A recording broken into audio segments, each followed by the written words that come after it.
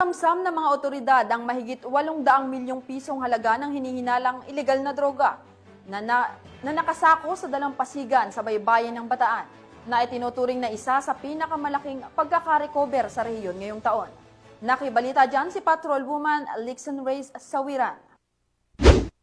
Mahigit 802 milyong halaga ng hinihinalang shabu ang narecover ng Bataan PNP sa ilalim ng pamumuno ni Police Colonel Marites A. Salvadora, Provincial Director, sa baybayin ng Barangay Sisiman, Mariveles, Bataan. Batay sa ulat ng mga otoridad, natagpuan ang 6 na sako na naglalaman ng kabuuang 118 kilo ng hinihinalang shabu na tinatayang nagkakahalaga ng 802,400,000 pesos. Ayon kay Police Brigadier General Ponce Rogelio I. Peñones Jr., Regional Director ng Police Regional Office 3, nakatanggap ng impormasyon mula sa isang concerned citizen ang kapulisan hinggil sa kahinahinalang mga sako sa dalampasigan.